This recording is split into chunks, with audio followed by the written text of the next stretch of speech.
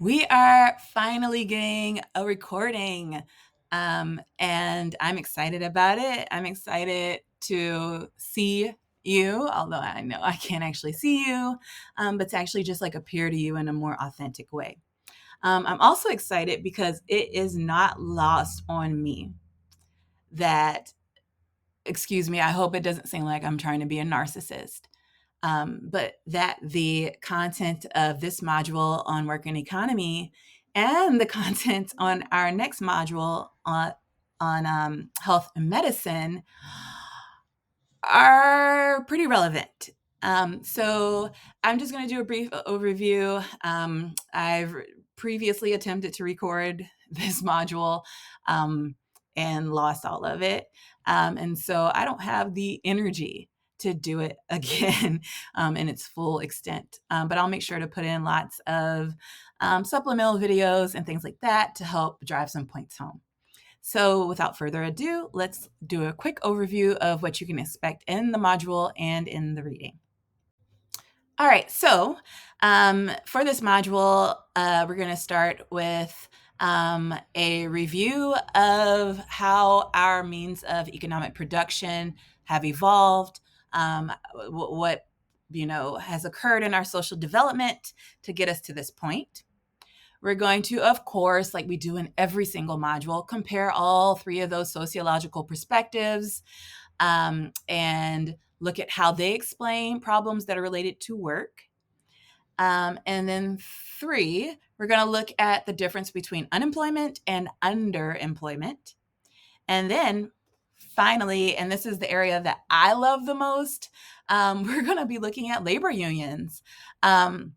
And so a little bit of historical analysis of labor unions on my end, connecting some of that sociological theory, talking about capitalism, and talking about, some class realities, as well as in your reading, more so looking at how labor unions have changed their membership strategy. I'm also going to give you some probably not up to date because I already know which videos I want to show you and share with you, but they are old. And so I'm going to try to do some quick research to find some updated resources before publishing the module. But yeah, some videos that look into some of the efforts that corporations make to avoid labor unions and why, right? With that reminder that corporations usually aren't working in our favor. All right, so let's go on. So in the content provided, I give you a snippet of my Intro to Sociology lecture where we start talking about social development, and in particular looking at the pre-modern type societies and postmodern type societies. And every sociologist, when they talk about this, is going to mention that the pivotal point from our perspective is where the Industrial Revolution occurs, or that time period where there's an economic shift from private market to a public market, from production that involves the family, that involves reciprocal reliance, to market production, which is focused on wages and paying people for their labor directly. And I'll also link some videos about alienation as well.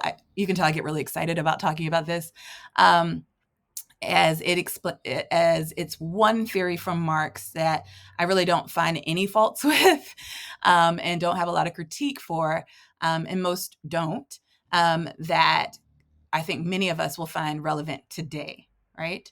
And so this is where, for many sociologists, we say that the stuff hits the fan, where society had been evolving for thousands of years, humanity had been evolving, but this is the point where our relationship with our means of production, or as Marx refers to it, as our species essence or our work, actually changes. And as a result, our whole society changes and our relationships with our social institutions change as well. So this is a big deal, right?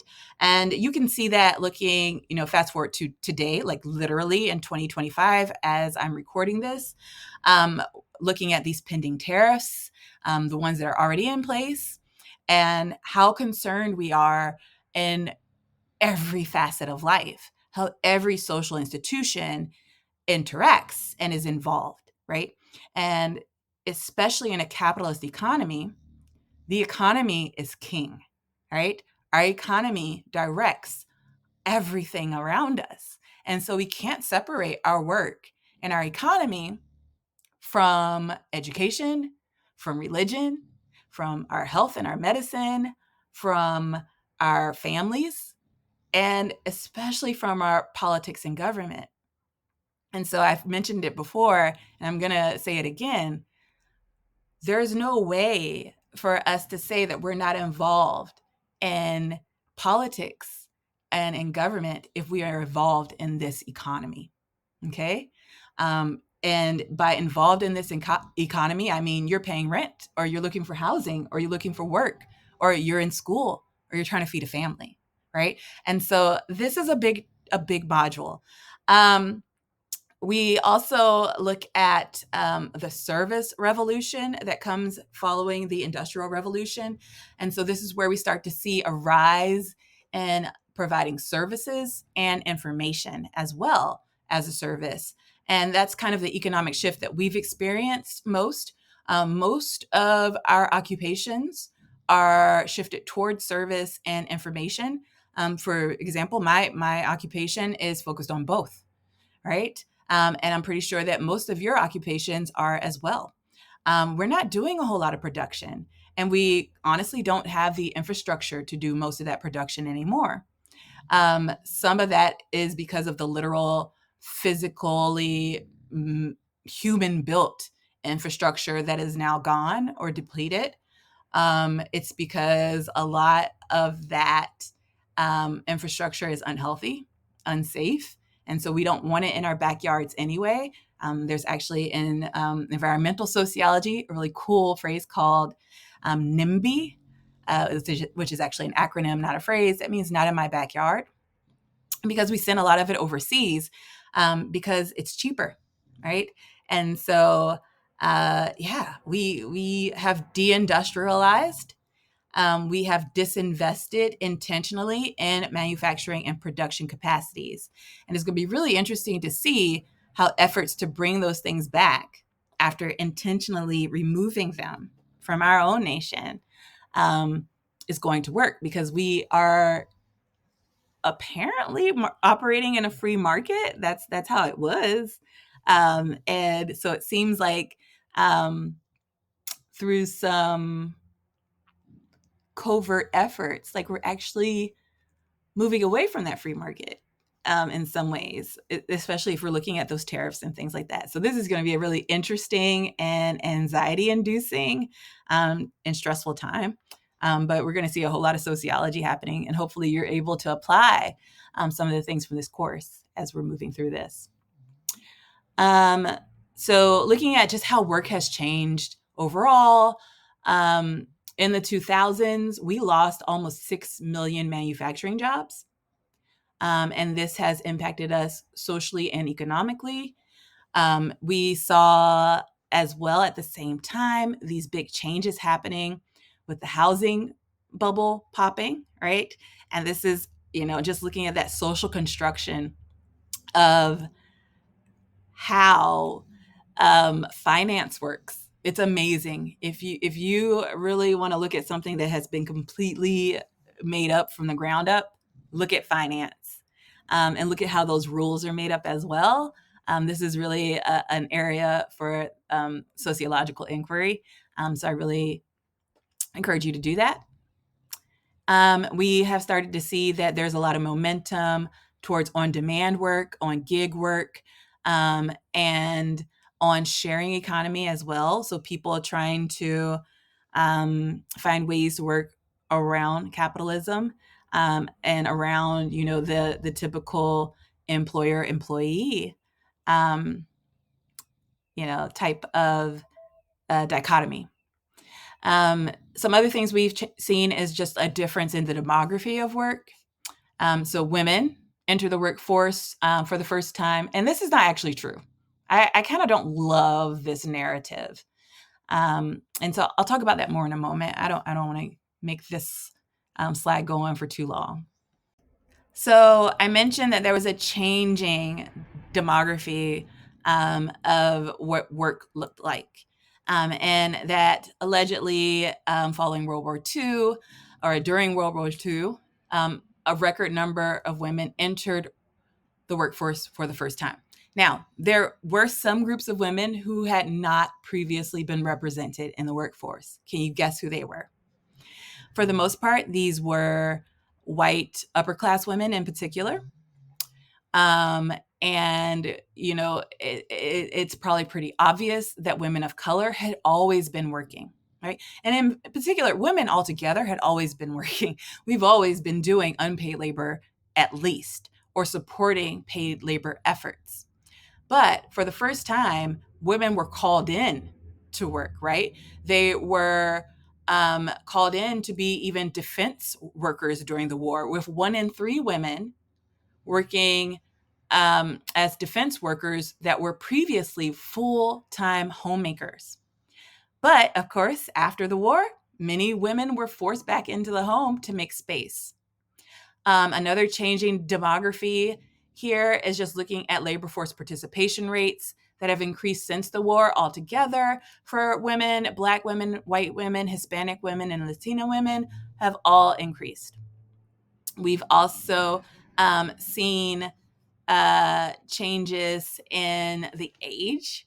40% of Americans aged 55 and older were employed in 2018, right? And Americans are working longer. We're living longer, but we're also going to be working longer. And that idea of retiring at 55 has increased to 57, to 60, to 62, to 65, and so on, right? Partially because, like a small part because of us living longer, but also because we can't afford to retire.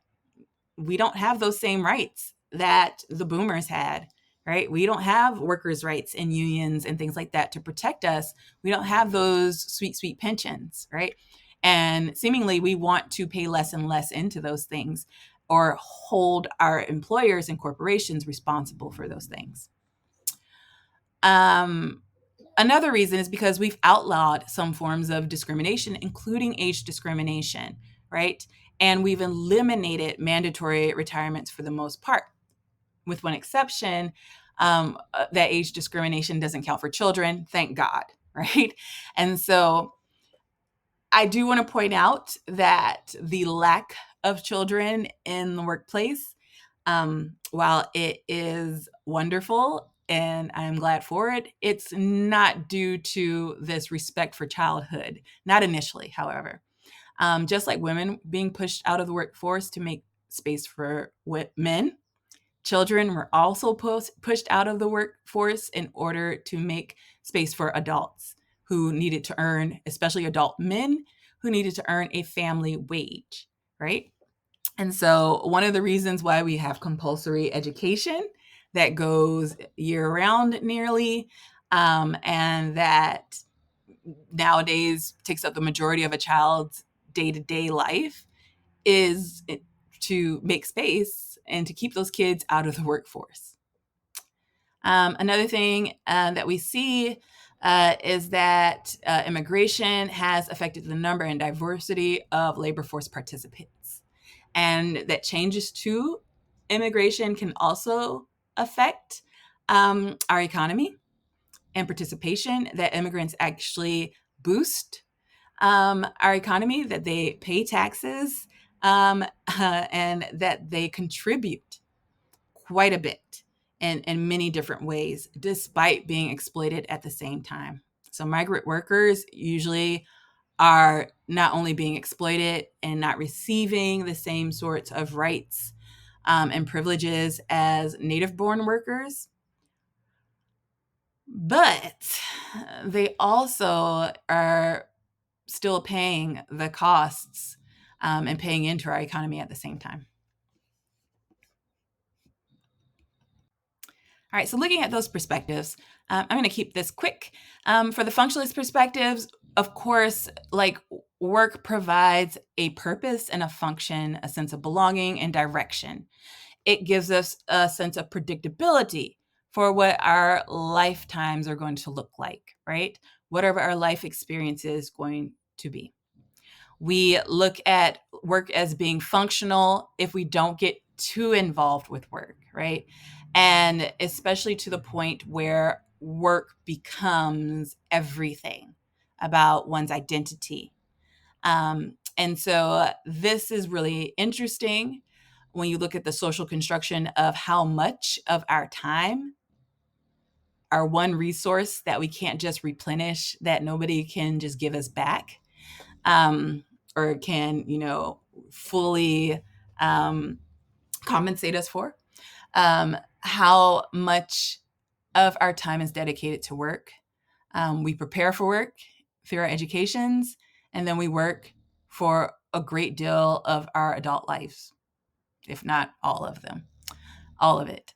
And we spend the majority of our year working, the majority of our waking hours working, the majority of our week working. So much so that work doesn't even fit around like our school days for those with families. And that we work longer than our kids are in school, despite the fact that we live in a country where it's no longer possible for everyday people to exist with one parent staying home, right? And that's the model that our school work dynamic is built on. This expectation that a family will rely on a single family wage. That's where one person in a family makes enough money to care for the entire family. And it's assuming that women's free labor is going to be what makes up, um, for that time difference, right? And it's not fair. Even when both parents or two partners of opposite genders, opposite of different genders, are working, there's still that expectation that the female partner or feminine partner is going to be the one that is doing all the stuff related to childcare and family care, right? All that unpaid work. Yeah. And I mean, it's true. I've seen it even, I mean, it doesn't matter. Even like how much you make. It doesn't matter as far as those resources are concerned. Even in my own household, we see this where I, have primarily been the breadwinning income, right? But there's always that expectation that from my kids' schools, from even like my husband's work or anyone else, from society, from family, from friends, that as the mom and as the female partner, that I'm going to be the one that takes care of those things. My husband does not have that expectation, however. He might be the only other person other than me and my kids that doesn't have that expectation. So for the conflict perspective, it's got all sorts of opinions here. This is like the root of the conflict perspective, inequality. And so it's going to say that your power when it comes to the workforce, workplace, and economy is determined by your relationship with the means of production. Do you own the capital? Do you own the means of production? Do you control it? If so, then you are a member of the bourgeoisie, the class that has the capitalists, right? And you have the power. If not, then you are a member of the proletariat, of the working class, or of the masses, of the workers, right? Or the have-nots. And so our modern systems of work really aim to erode workers' power over their own labor. And in so much as to even take claim and ownership over the intellectual property that workers produce while, functioning as a worker of a particular group. So, for example, when I wrote papers, I haven't written a paper in at least a year. Yay. So I'm talking about it in past tense.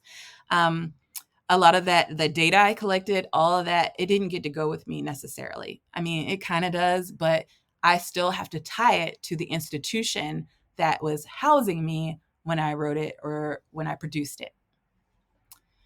And so let's see. We've seen capitalism grow strong. And that's why when I was talking about critiques of Marxism or Karl Marx, the main critique was on looking at in looking at his manifesto on capitalism, that he was kind of wrong about, the direction we were going to head into, or maybe he wasn't. Maybe he was just off by time or by timing, and that he thought that capitalism would become weaker and weaker, that the workers of the world would unite, key phrase here, and overthrow the capitalist class, that we would have some class, I cannot remember the terminology right now. I know that basically that they would have some class awareness, that we are all in it together as workers, as the lower class, as the 98%, 99%, and that the 1%, 2% are not better than us. They're not more deserving than us, and that they really can't do anything without us. He kind of gave a timeline for that, and that's what it's kind of like the Halley's Comet thing. Remember the Halley's Comet people? They were basically a cult. They were waiting for the comet to come, and they gave a time and a date where the comet would come, and these aliens or the mothership would come and take them away, right? And the world would end for everyone else. And every time that day would come and go, they'd be like, oh, we were wrong. We did the math wrong, yada, yada, yada. And so eventually they were like, oh, we know what the problem is.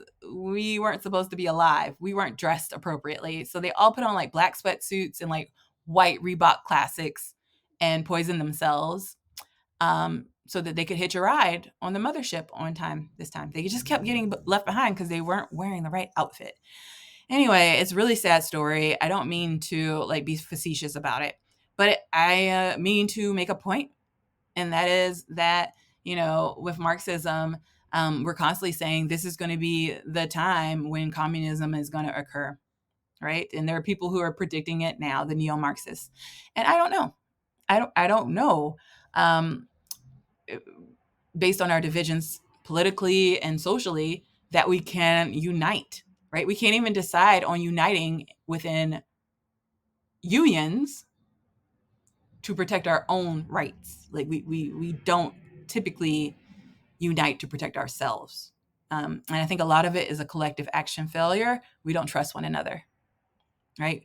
We are more likely to trust a corporation, right, or capitalists, than we are to trust fellow proletariat. And that is frightening.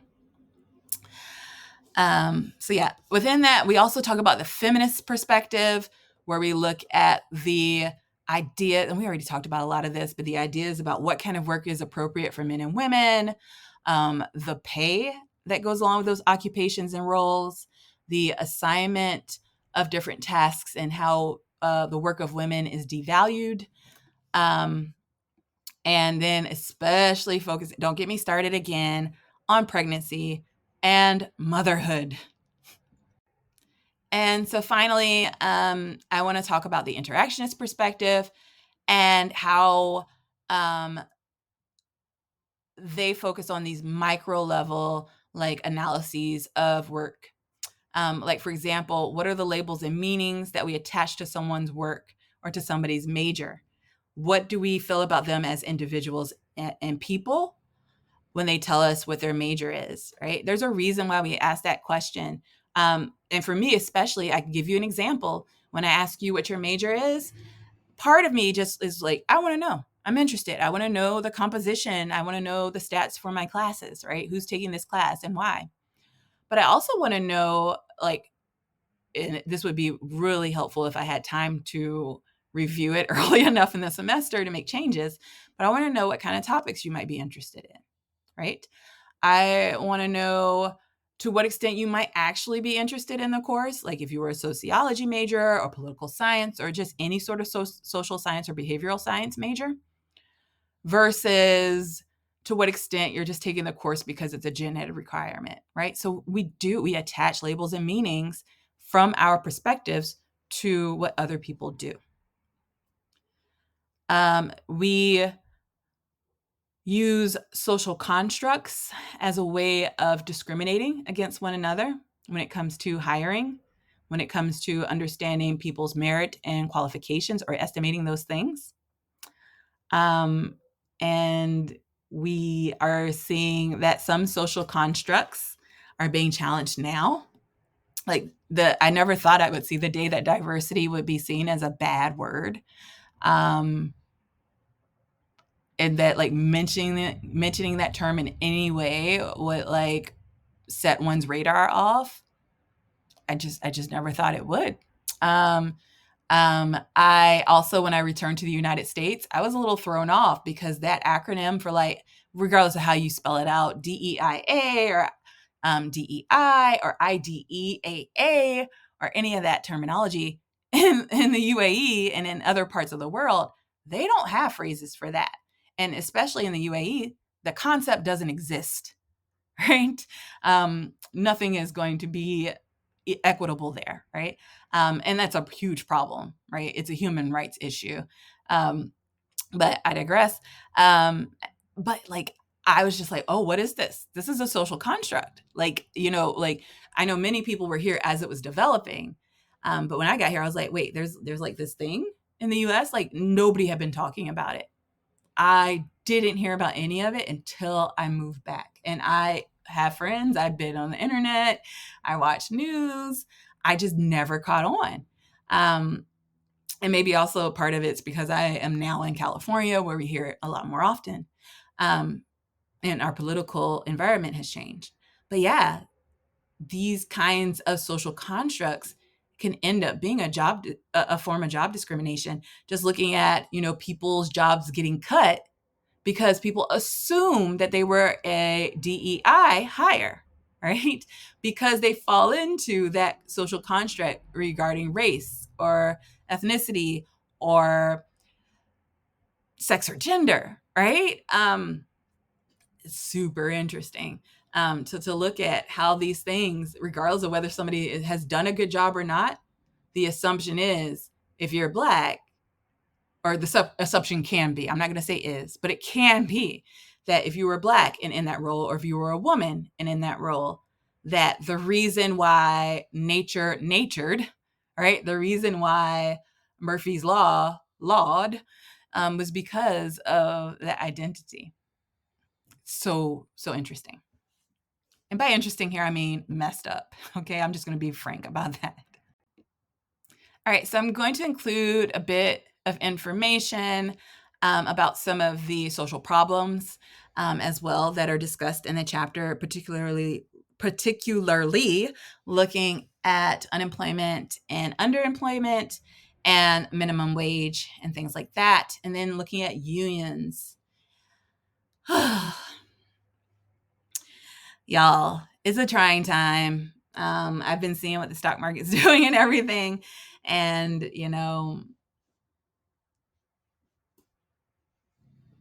I don't know. I just don't know. There's a lot of social problems in this area. But I just want to encourage you as budding sociologists, no matter what your field is, no matter what your major is, that you do some sociological analysis as we're working through this stuff in real time, and that you share some of that analysis with others, right? And help others who didn't get to have a sociology class that taught them maybe I should question things. So yeah, until next time, where we talk about the very optimistically framed and with no problems, no social problems area and institution of health and medicine.